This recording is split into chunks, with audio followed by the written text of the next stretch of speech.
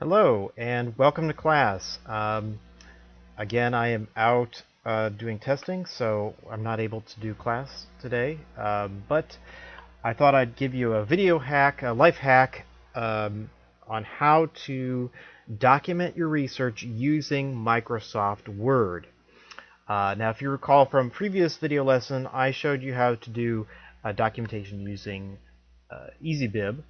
And I know a lot of students like that. It's a lot simpler. It's very simple, very easy to get your documentation through EasyBib. But it does have a few drawbacks. So I thought I'd give you a second way to do your research documentation that some students prefer to EasyBib. I know I sometimes prefer that to EasyBib, although I actually use both simultaneously a lot of times, usually to double check one way or the other, just to make sure that my documentation is 100% accurate.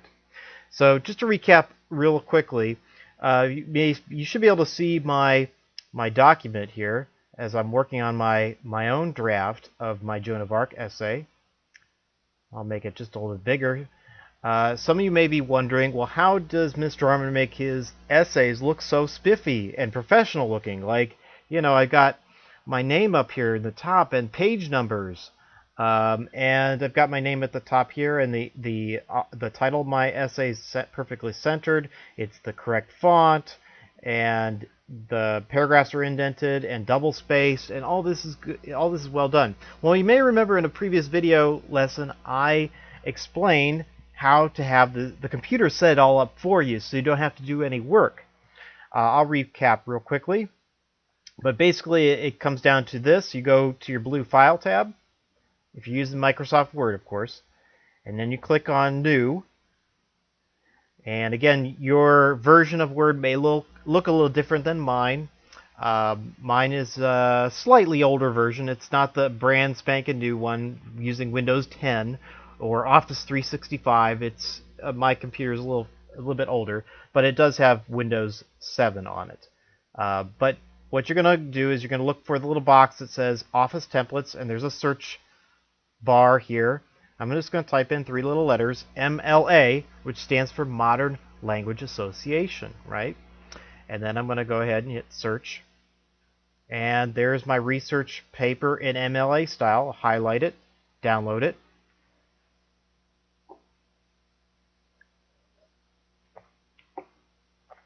And there it is. As you can see, it's got spots for your name, my name, the instructor, the course name. It's already put in the date. It's got a spot for your title, and then all the body of your text is properly indented, properly spaced, proper format, and all you have to do is highlight with your mouse and then just start typing your blah, blah, blah, blah, blah. Okay. Let me go back to my original document. So you can see I've already done that. And now I need to go back here and document my research. I'll make that just a little bit smaller so you can see this. And so here you can see I've typed in paragraph, and I need to make sure that my research is properly documented throughout my paper. So, question is, when and where do I need to add documentation? So take a look at this paragraph. I'll give you a few moments, look it over, and see if you can identify the sentences in which I use information that needs to be documented. Okay, I'll give you a few seconds.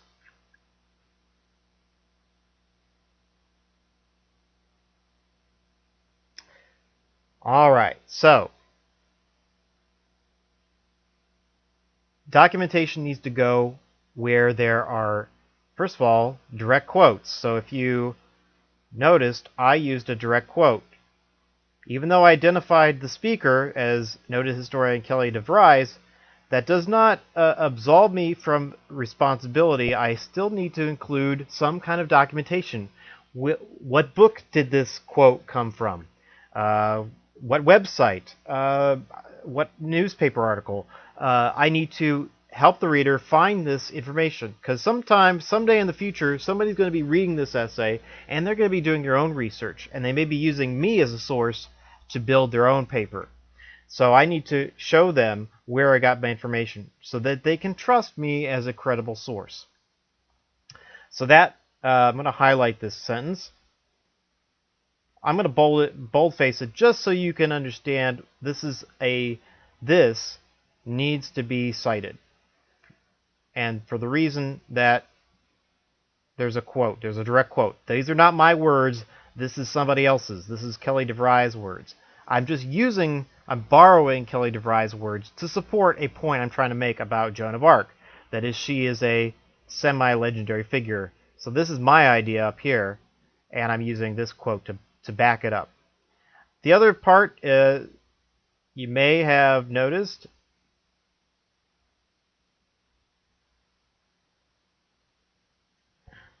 there are some facts I used in these other sentences. Something about 5 original manuscripts of her condemnation trial has surfaced. Historians also located complete records of her trial, testimony from 115 witnesses, 3 letters.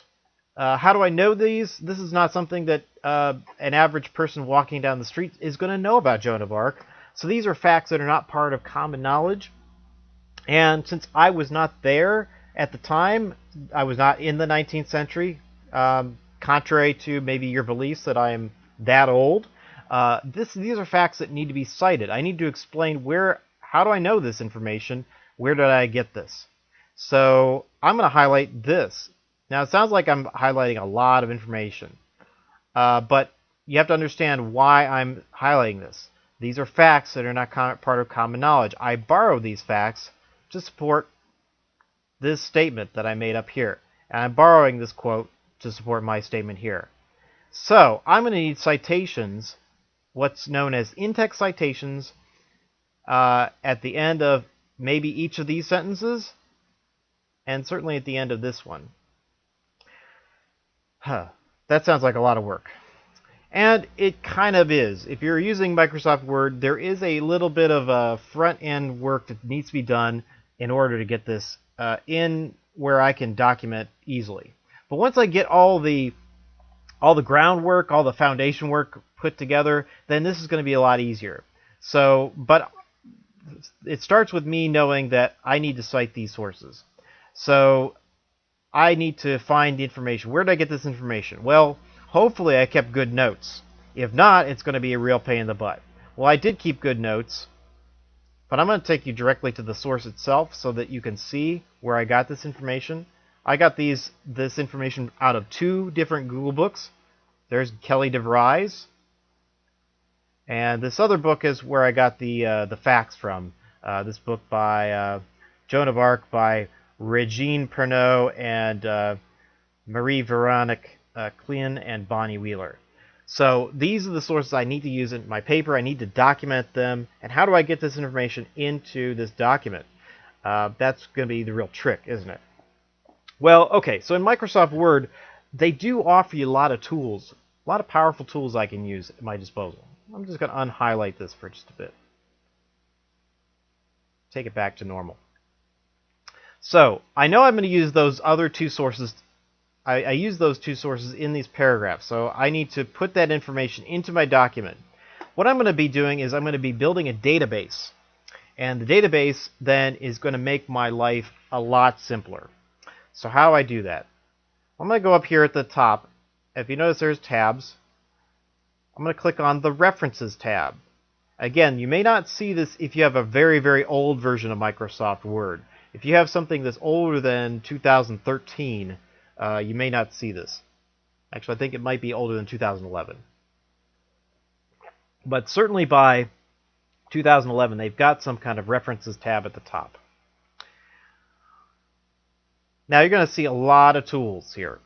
There's a table of contents. This is really a lot of cool stuff in here. But really, for this paper, the only thing I need you to look at is this citations and bibliography box.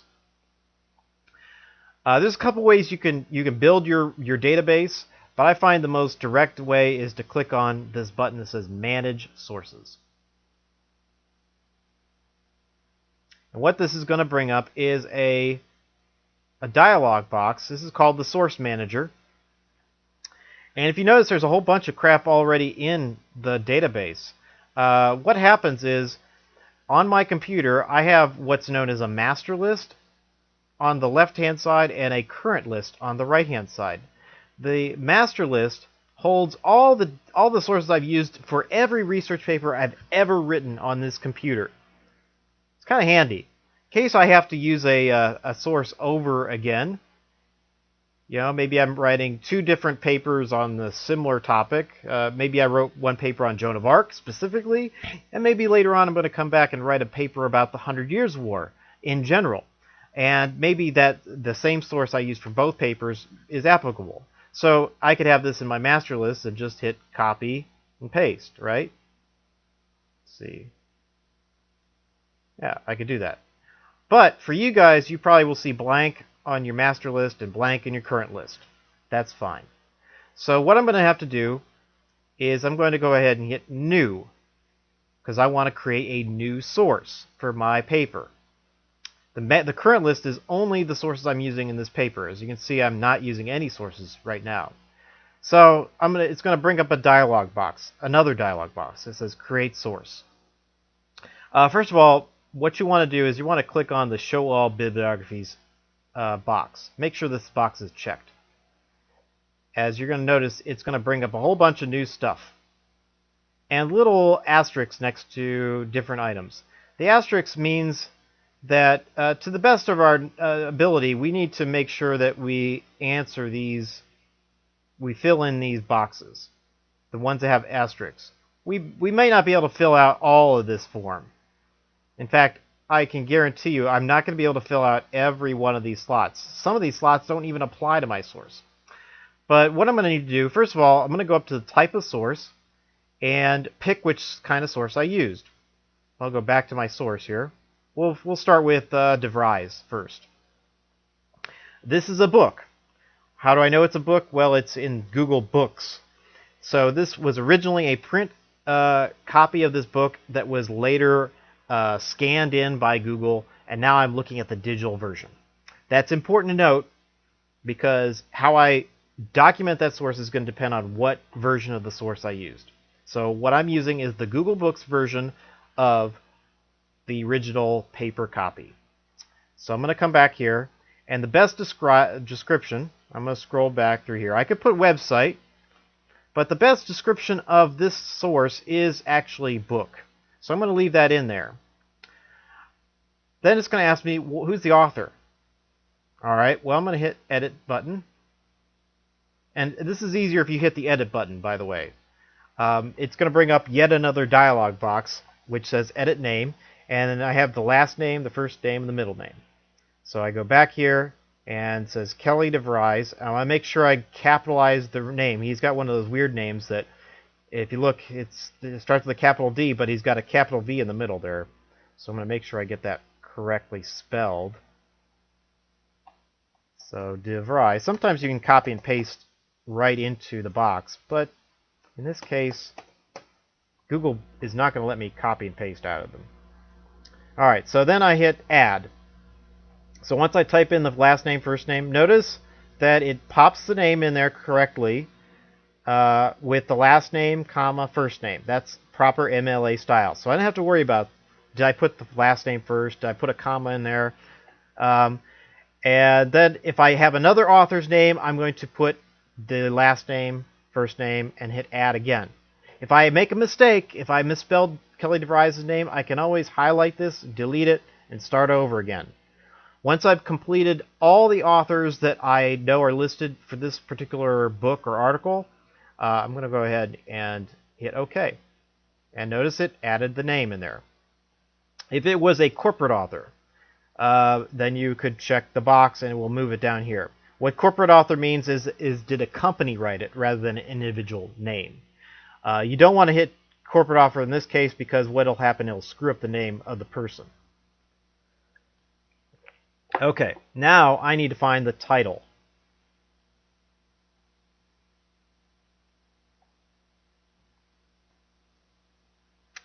And actually, I just realized I made a mistake. But it's okay, I can fix it. My mistake was, it is a book, but I realized that I'm not citing the entire book. I'm only citing one chapter in it. If you notice that this book was written by multiple different authors, and it's a collection of different essays. Kelly DeVries only wrote one chapter in this book, and I'm only citing that particular part of it. So let me go back here. I'm going to change my source type from book to book section. Notice it slightly changed the layout of my form, but it didn't change the information I already entered. That's set. So now I need the title of the book. The title of the article, which is "A Woman as Leader of Men."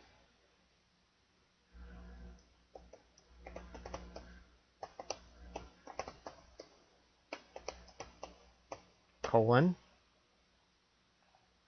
Joan of Arc's military career.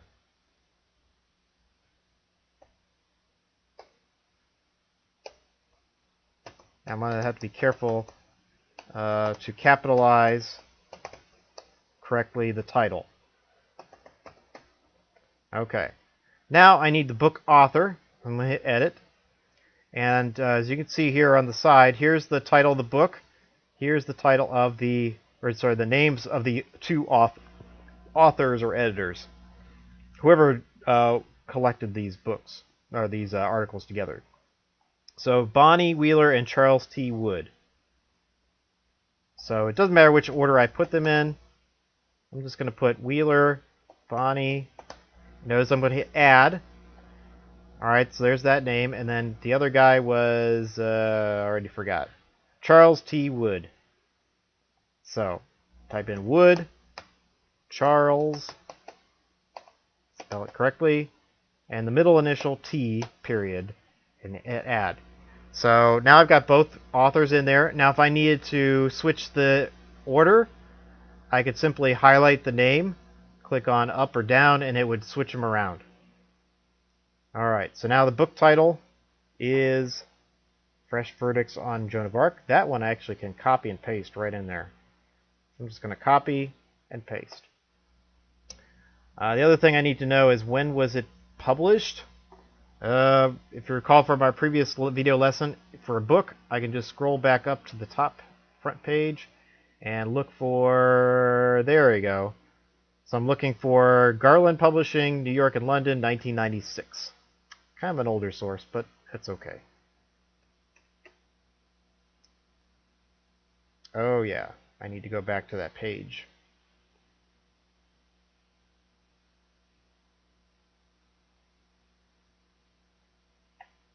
Page 3, that's what it was on. What pages means is not how many pages long was the essay. It means, if I were looking this up in the book, what page numbers would I have to turn to find it? And I already looked at, it was published in New York. We saw that on the inside page, right? And the publisher, for New York, I don't have to give the state. I mean, New York City, everybody knows New York City. So that's one of those places like Chicago, LA. Everyone knows the state that's in. If there were some other kind of location like Worcester, Ohio, I'd probably want to put Ohio as a state, because there's Worcesters all over the place. And Worcester, Ohio is not necessarily the famous one. Okay, so what else do I need here? Oh, yes, I need the publisher. Publisher, if I go back up to the copyright page, that was Garland Publishing, Inc. As I mentioned before, it does take a little work to get this set up. Once you see me set this up, it's going to make it a lot easier. Alright, so there's publisher. I've already put in the editor names. Number of volumes, that doesn't apply. Chapter number doesn't apply. I could put a short title in here. So I'm going to do that.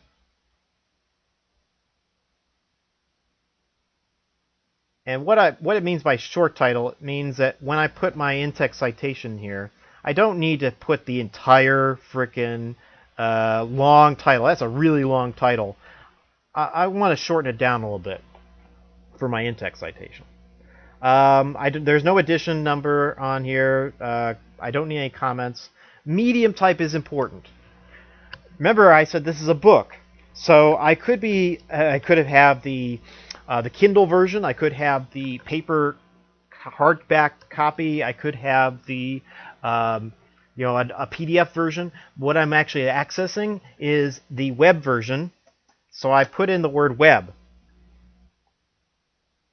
And then, since it is a website and I need to make sure that the reader understands when I accessed it, I'm going to put in today's date. This is when I'm accessing it. Today's April 22nd. Notice that I spell out the month, April, put the number for the day. I don't have to put TH or ND after it, just a number. And then I'm going to put the URL. What is that? Well, the URL is the link. It's either here at the top, or from Google Books, I can just copy and paste the link out of there.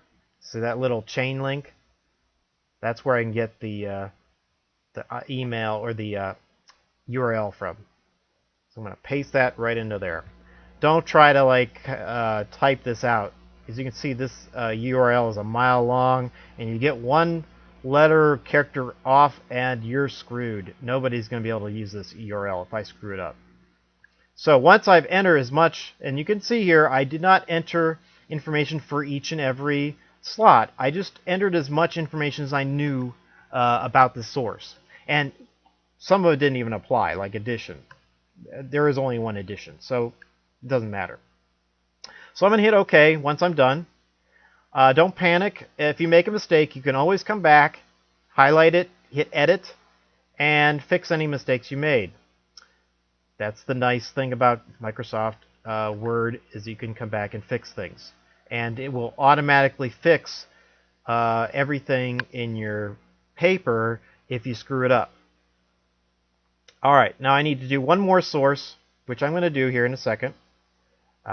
So just to give us a little extra practice. In this case, I'm doing a whole book, so I don't need the book section. I need the whole book. And again, I'm going to make sure I check that box, Show Bibliography Fields. And I'm going to enter the author. Again, hit Edit. Don't try to manually enter that. In this case, I've got two authors, or actually three authors. Regine Pernot. Very French-sounding name, which is not surprising considering the subject is a French lady. Marie Veronique Klein.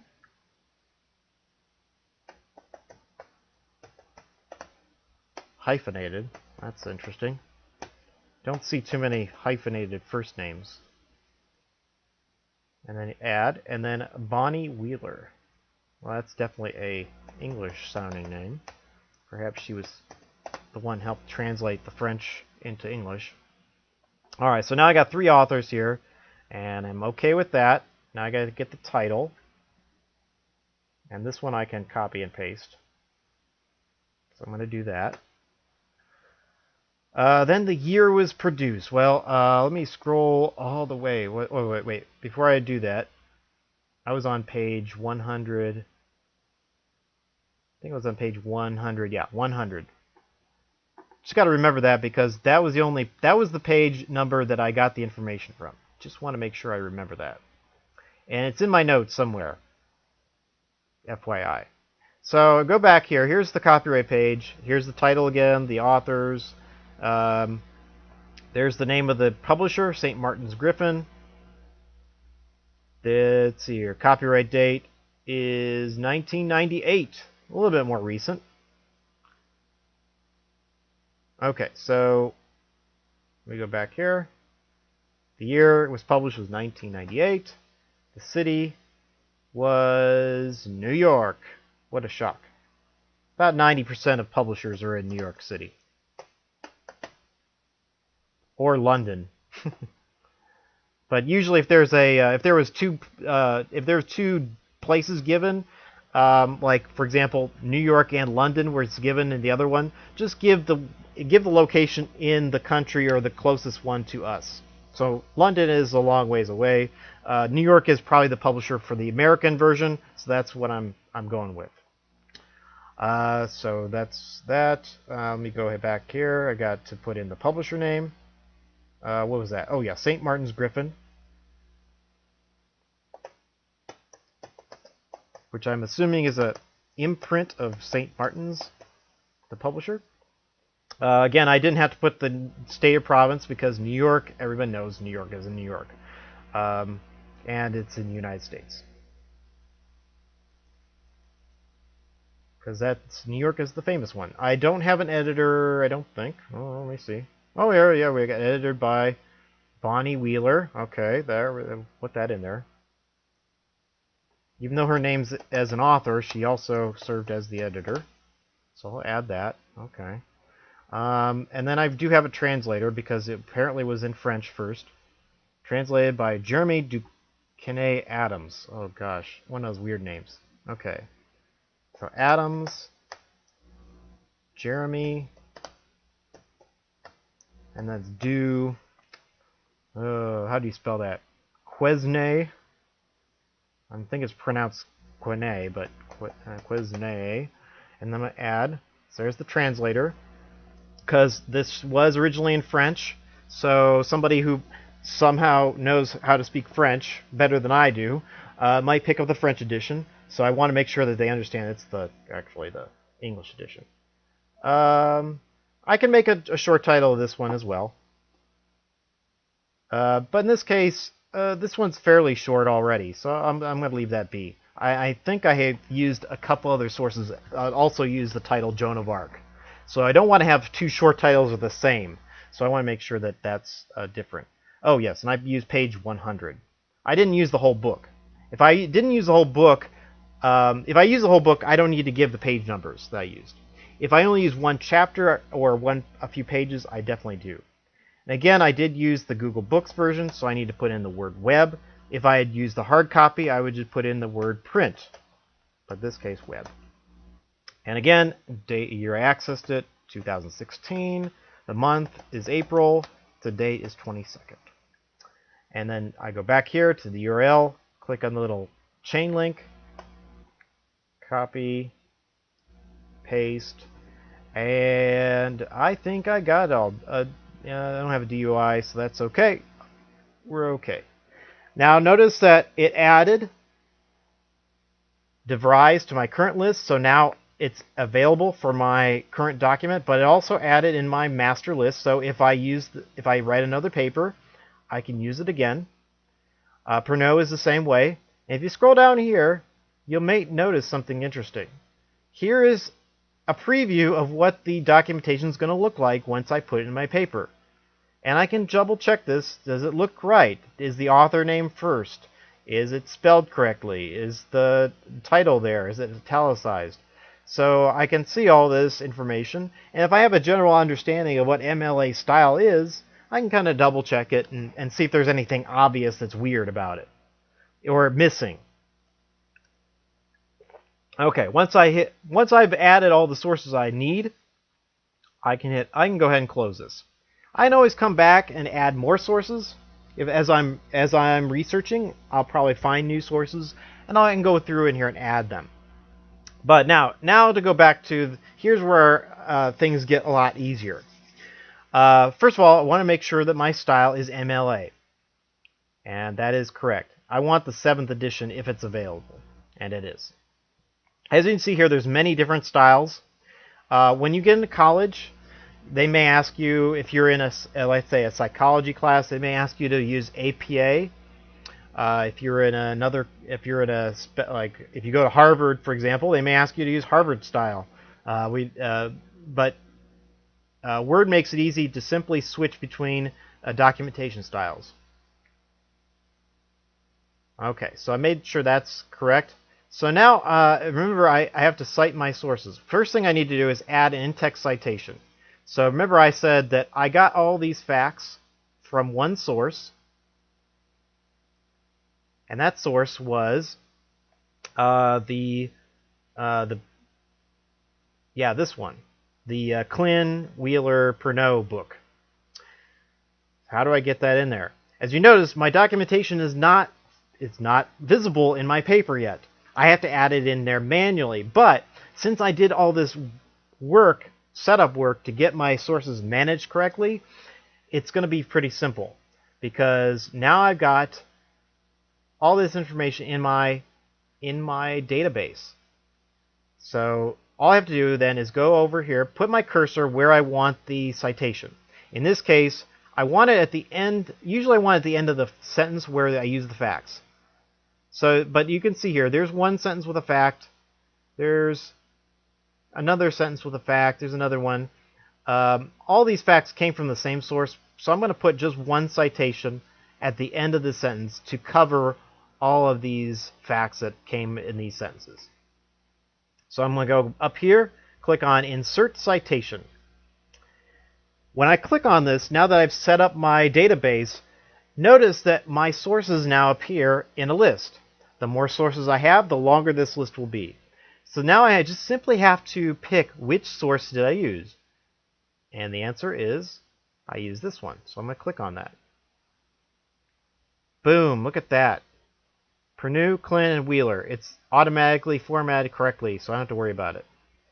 Now if I'm lucky, and I'm not lucky, so forget that. Okay, so if I was lucky, it would add the page number, or it would allow me to adjust this, but it's not. Some kind of settings messed up I need to fix.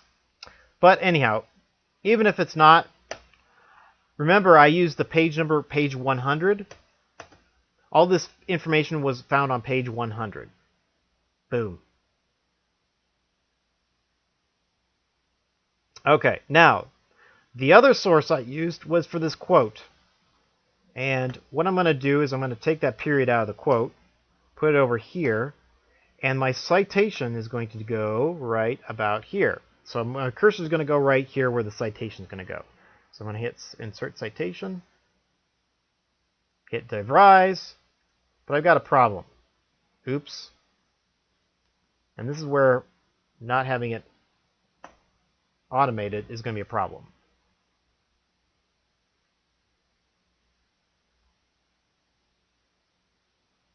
Okay, so I had to convert my file from an older version of Word into a more modern version of Word. So into the Windows 7 version rather than the 2003 version it was set in. That was my problem. So, okay, let me go back here. I'm going to go ahead and enter my next citation, which is DeVries. And now you will notice in the more modern version that as I hover over a particular citation, it glows. It kind of has this grayish box around it. This means it's automated. If I click on it, it's going to bring up a little dialog box. So now I can edit the citation, I can edit the source, I can convert it to static text if I like to, but I want to keep it as this as a automated text box. And I want to edit the citation. Now the reason why I want to edit this citation, if you notice, I've already identified the author in the sentence. Right? It says, this unusual wealth of primary source material is one reason that noted historian Kelly DeVries declares. Okay, so you know who the author is already, so it's sort of redundant to say in the in-text citation the author again. So what I want to do, also I want to add the page number I used, because the quote came from a specific page number in the book, and it was page 3. So I'm going to use this edit citation box, and as you can see here, I can add the page number. There's 3, and in this case, I'm going to suppress the author, and I'm going to do that by checking the author box, and I'm going to hit OK. Notice what just happened there. It took away the author's name, and then it put in the title, because that's the next thing in the entry. It goes author, title, publisher information. That's the only formula you have to remember for documentation is author comes first, title comes second, publisher information comes third. And so in its little formula brain, when I told it to suppress the author, it pulled the title first. The short title, not the entire title, which is fine. I want that. Now, what does this tell the reader? Well, when they come and look at my facts, they can see that I borrowed this information and that that there's a citation here that can help them find the information. But unfortunately, this tells them almost nothing about how to actually find the source. It tells them that there is a source out there, but Pernod, Klin, Wheeler, and 100, that's not enough for them to be able to go out to the library or online to find the source.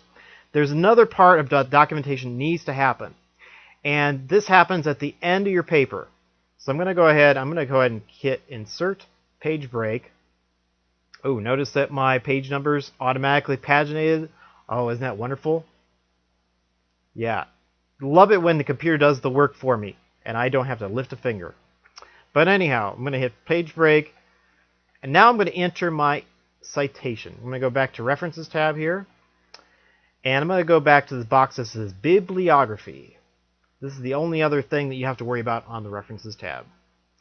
I'm going to click on this, and you're going to notice there's two choices. Sometimes there are three. If you have the newer version, it may have three choices. But for MLA, the Works Cited page is what we use. APA might use bibliography, but we're going to use this button. So I'm going to go ahead and click on this and check it out. Boom. It automatically put in my Works Cited page. Now I've got my documentation is complete. Check it out. So now the reader comes through my essay, and they find these facts about the 115 witnesses. How do I know that? Well, I got it from this source here, Pernod, Klin, and Wheeler. Okay, well that helps them. So they're going to take this information, Pernod, and they're going to go down here, and it's all alphabetically ordered. Okay, A, B, C, D. So they're going to scroll down. After D comes P, right? And there's Pernod.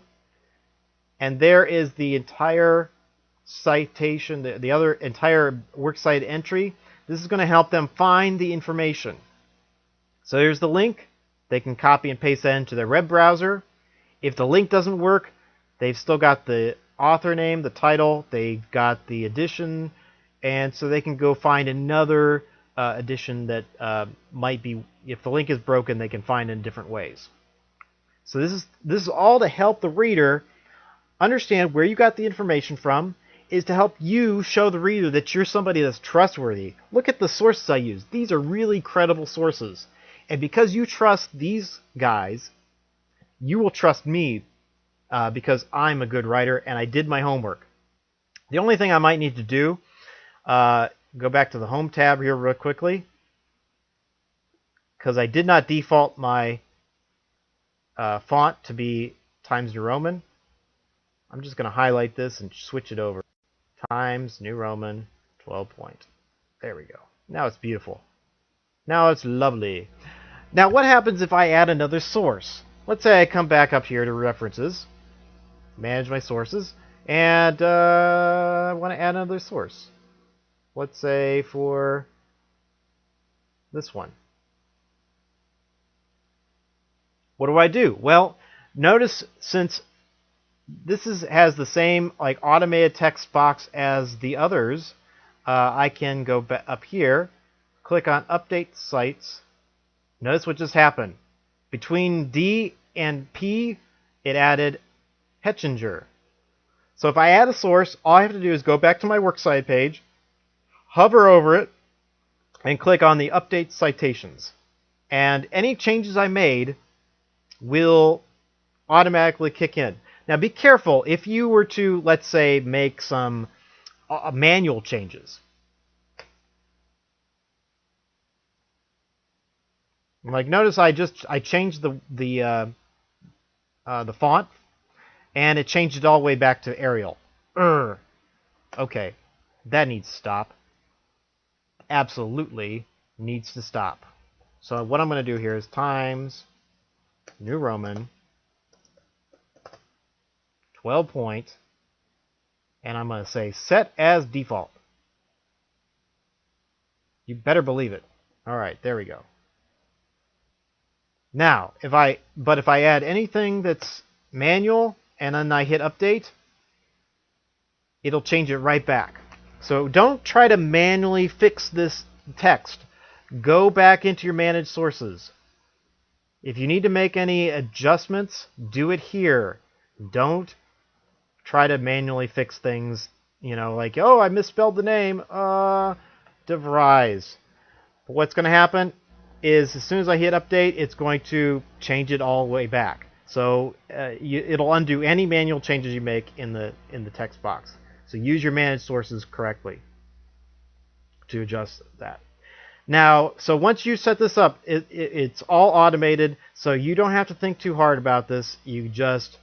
You can edit citations, you can, add, delete, edit everything that you do here, and not worry about, oh, are my entries in alphabetical order? Yep, because if I entered them correctly, DHP, yep, alphabetical order. Do I have to worry about are the dates in European order? Day, month, year. No, I don't have to worry about that. The computer did it for me. All I have to do is just double check it.